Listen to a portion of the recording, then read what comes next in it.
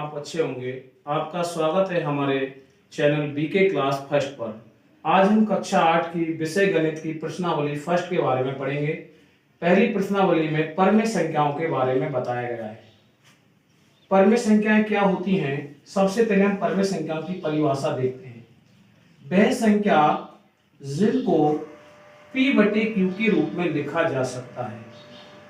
p/q के रूप में लिखा जा सकता है, लेकिन एक शर्त है कि q का मान नॉट इक्वल टू 0, अर्थात q का मान कभी भी 0 नहीं होना चाहिए।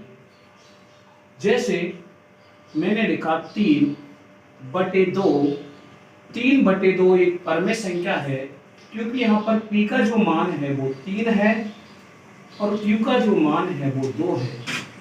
यहाँ पर p और q का मान एक संख्या है, q का मान 0 नहीं है, इसका मतलब यह एक परमेय संख्या है। जैसे हमारी सिंगल संख्या होती है, सिंगल डिजिट होता है, जैसे 4 है, ये भी एक परमेय संख्या होती है, क्योंकि इसको हम बटे में लिख सकते हैं, इसके ऊपर बटे में हम 3 लिख सकते हैं। ठीक है, तो ये भी एक परमेय संख्या होती है। जैसे 5 है, ये भी एक परमेय संख्या होती है, क्योंकि इसमें हम बटे में इसके ऊपर p का मान कुछ भी लिख सकते हैं, 1 लिख सकते हैं, 2 लिख सकते हैं।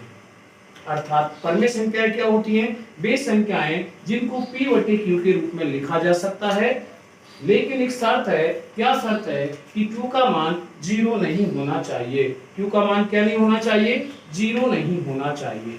अब देखो, जैसे पाई होता है, पाई का मान जो होता है वो होता है 22/7।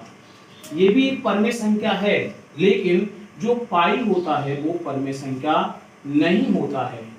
पाई जो है वो परमेय संख्या नहीं होता है, जबकि पाई का मान 22/7 यह एक परमेय संख्या होता है। अगर मान लो p का मान किसी भी परमेय संख्या में 0 आता है तो वो परमेय संख्या होगी। जैसे मैं लिखता हूँ 0/4, ये भी एक परमेय संख्या है। अर्थात p का मान 0 हो सकता है, लेकिन q का मान 0 नहीं होना चाहिए। जिसे हम एक समीकरण के माध्यम से समझते हैं, इसको एक समीकरण के माध्यम से इसको हम समझते हैं। जैसे एक समीकरण लेते हैं, कोई समीकरण, जैसे मैंने लिखा x +